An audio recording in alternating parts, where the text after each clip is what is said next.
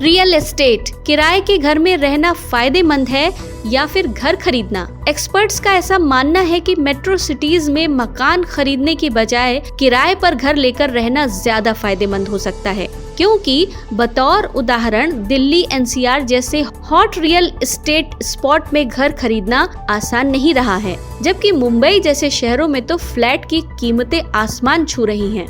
जी हाँ, ये सच है कि हर नौकरी पेशा इंसान अपने जीवन की ख्वाहिशों को कम करके पैसे बचाता है ताकि भविष्य में वो अपना घर खरीद सके। लेकिन अगर हम मौजूदा दौर की बात करें तो बड़े शहरों विशेषकर मेट्रो सिटीज में घर खरीदना प्रतिदिन मुश्किल होता जा रहा है। उदाहरण के लिए हम हॉट रियल एस्टेट स्पॉट जैसे दिल्ली एनसीआर की बात करें तो यहाँ 2 BHK फ्लैट खरीदने के लिए आपको कम से कम 50 लाख खर्च करने होंगे। ऐसे में एक्सपर्ट्स का कहना है कि मेट्रो सिटीज में घर खरीदने के मुकाबले किराए पर मकान लेकर रहना ज्यादा फायदेमंद है।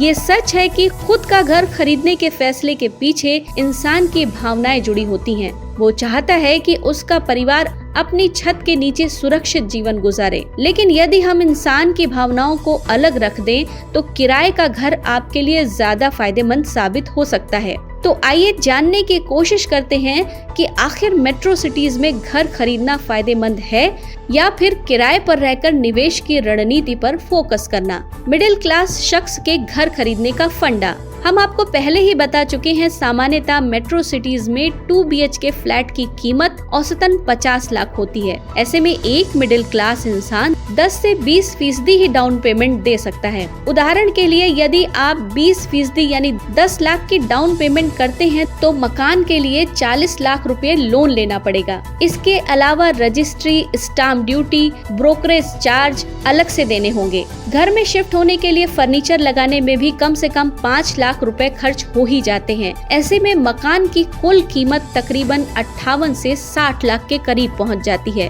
बैंक लोन, किराया बनाम बचत। अगर हम 2 BHK फ्लैट के किराए की बात करें तो ये आपको 15,000 रुपए महीने पर आसानी से मिल जाएगा। ऐसे में आपके हर महीने 16,000 रुपए एक्स्ट्रा बच जाएंगे। यदि इन्वेस्टमेंट की बात करें तो 12% रिटर्न वाले SIP में 20 साल तक 16,000 रुपए इन्वेस्ट करने के बाद आपको करीब 1 करोड़ 60 लाख रुपए मिलेंगे।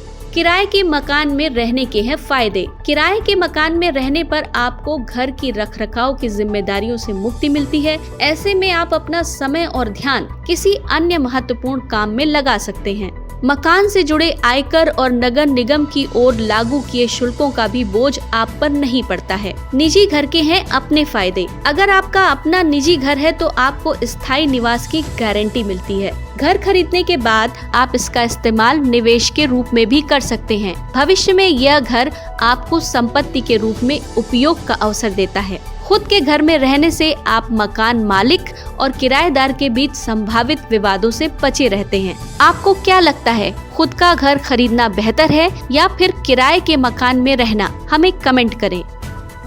इस तरह के और अपडेट के लिए प्लीज अपने एयर न्यूज चैनल को सब्सक्राइब करें और जब भी कोई नया वीडियो अपलोड हो तो तुरंत सूचना पाने के लिए बेल आइकन पर क्लिक करना ना भूलें।